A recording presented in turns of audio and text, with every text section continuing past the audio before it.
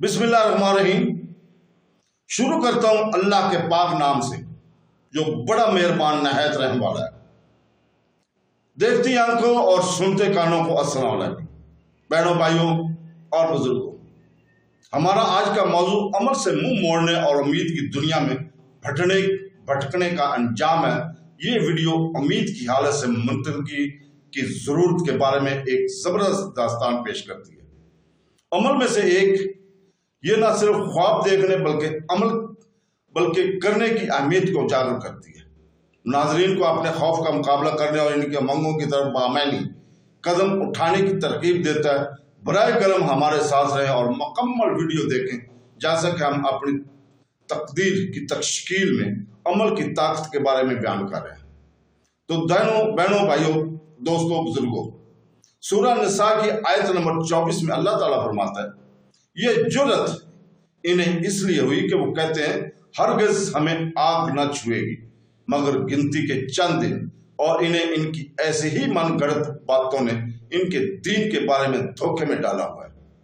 आयत में फरमाया गया कि यहूदियों को अल्लाह ताला के किताब और इसके अहकाम से मुंह फेरने की ये जुर्रत इसलिए हुई कि उन्होंने अपनी निजात और बख्शिश की मनगढ़ंत ख्यालात पार रखे हैं, जिनमें से एक ये है कि ये कहते हैं कि हमें जहन्नम की आग हरगिज़ न छुएगी मगर गिनती के चंद दिन यानी 40 दिन या एक हफ्ता, फिर कुछ गम नहीं। या यहूदी कहते थे कि हम अल्लाह ताला के प्यारे हैं। सूरह अल-माइदा आयत नंबर 18। अल्लाह ताला ने इस तर्ज पर अमल पर फरमाया कि इनकी ऐसी ही मनगढ़ंत बातों ने इनके दीन के बारे में इन्हें धोखा में डाला हुआ है।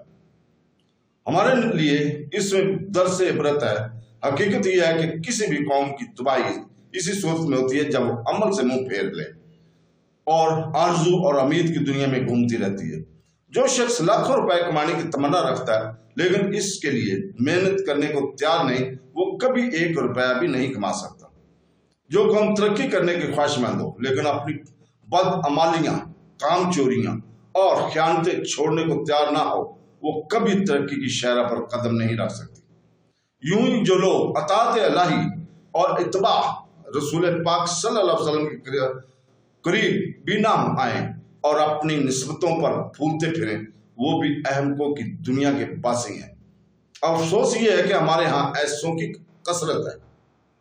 हमारे वाज़ीन, खुतबा और पीर साहबान जो कुछ बयान फरमाते हैं सबके सामने है खौफ खुदा, कब्र की तैयारी, आखिरत की फिक्र, बारगाह इलाही की जवाबदेही पर शायद ही कभी कलाम हो। और रहमत के मौजू पर इस कदर बयान के लोग जरी हो चुके हैं और इसके नतीजे में कौम की अमली हालत कहाँ पहुंची हुई है वो कोई ढकी पिछुड़ी बात नहीं है।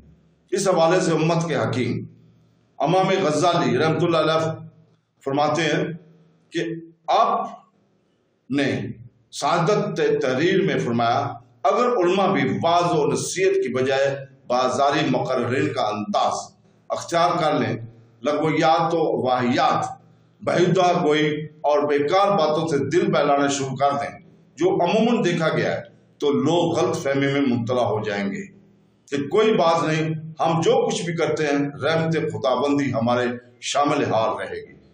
तो कौम का हाल गाफलीन से बदतर हो जाएगा। ज़ाहिर है कि जब आम आदमी मजलिस वाज में ऐसी खरफात सुनेगा, लाजमन वैसे ही सिफात इसमें पैदा होंगी। आखिरत के खतरात से डरना तो दरकिनार, इसके दिल से आखिरत का ख्याल भी निकल चुके जाएगा। फिर इसे कुछ भी कहा जाए वो यही कहता रहेगा, अल्लाह ताला बड़ा रहीम करीम है, मेरे गुनाहों से इसका क्या बिगड़ता है। और इसकी जन्नत कोई तंग तारीख मामूली सी कोठरी थोड़ी है, बल्कि वो तो जमीन और आसमान से भी ज्यादा वसी और कुशादा है।